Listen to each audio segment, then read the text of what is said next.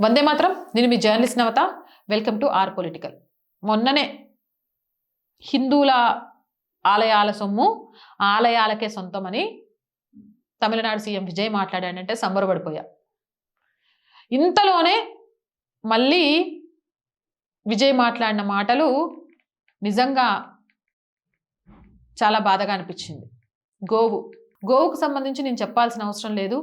ముక్కోటి దేవతలు అందులోనే కొలువై ఉంటాయని ప్రతి ఒక్కరం పూజలు చేస్తూ ఉంటాం, అవునా?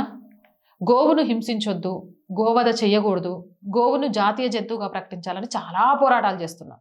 అయితే తమిళనాడుకు సంబంధించిన మద్రాస్ హైకోర్టు గోవధపై సంపూర్ణ నిషేధాన్ని ప్రకటించిందట. అది విధంగానే చాలా ఆనందం వేసింది. ఒక్క స్టేట్ అయినా సరే గోవధ మీద సంపూర్ణ నిషేధాన్ని విధించింది అని సంబరపడ్డా. ప్రభుత్వాలు కూడా దానికి సహకరిస్తాయి అనుకున్నారు. కానీ విజయ్ ప్రభుత్వం సంపూర్ణ గోవధ నిషేధాన్ని సవాల్ చేస్తోంది. రాష్ట్రంలో ఏ రోజు ఎక్కడ ఆవుని కానీ లేదా దూడని కానీ వధించకూడదని హైకోర్టు ఆదేశమిస్తే అట్లా కాదు, కుదరదు, కేవలం నిర్దేశిత ప్రదేశాలలో మాత్రమే వధకు అనుమతించేలా ఆదేశాలు ఇవ్వాలని తమిళనాడు ప్రభుత్వం ఇప్పుడు సుప్రీంకోర్టుని కోరుతోంది. గోవును వధించడానికి ప్రత్యేకంగా ఒక ప్లేసులు పెట్టుకుంటాం, ఆ ప్లేసుల్లో వధించడానికి అనుమతి ఇవ్వండి అంట. ఎంత దారుణం!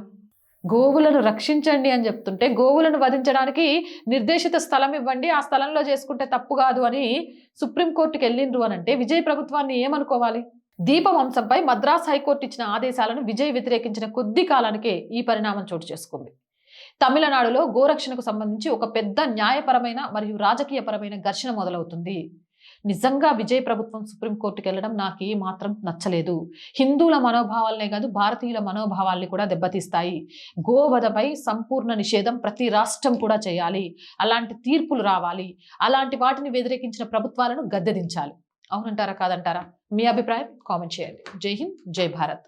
అండ్ ఆర్థికంగా ఆర్ వాయిస్కి మీ చేయూత చాలా అవసరం. First week salaries, rent, maintenance ఇలా చాలా ఉన్నాయి. మేము బ్రేక్ ఈవెన్కి చేరుకోవడానికి చాలా కష్టపడుతున్నాం, కానీ బ్రేక్ ఈవెన్కి చేరుకోలేకపోతున్నాం. త్వరలోనే చేరుకుంటామనే ఒక నమ్మకం ఉంది. అప్పటిదాకా మాత్రం ఈ ఛానల్ని ముందుండి ఆర్థికంగా నడిపించాల్సిన బాధ్యత మీదే. మీరున్నారు కాబట్టి ఈ ఛానల్ నడుస్తుంది, అలానే నడిపిస్తారు అని ఆశిస్తున్నాను. ఆర్థికంగా సపోర్ట్ చేస్తూ ఈ ఛానల్ని నిలబెడతారని కోరుకుంటున్నాను. ఆర్థికంగా సపోర్ట్ చేయాలి అనుకునేవారు సబ్స్క్రిప్షన్ పక్కనే జాయిన్ అనే బటన్ ఉంది. 1 to 5 లెవెల్స్ ఉన్న ఏదో ఒక లెవెల్లో సపోర్ట్ చేయండి. లేదా స్క్రీన్ మీద గూగుల్ పే, ఫోన్పే నెంబర్ ఇచ్చాము, వాటి ద్వారా సపోర్ట్ చేయొచ్చు. లేదా అకౌంట్ డీటెయిల్స్ కూడా ఇచ్చాము, అకౌంట్ డీటెయిల్స్ ద్వారా కూడా ఆర్థికంగా మాకు సపోర్ట్ చేయొచ్చు. అండ్ వ్యాపార ప్రకటనల ద్వారా కూడా మాకు అండగా నిలవచ్చు. 8328 500 576 నెంబర్కి కాల్ చేయండి. జై హింద్, జై భారత్.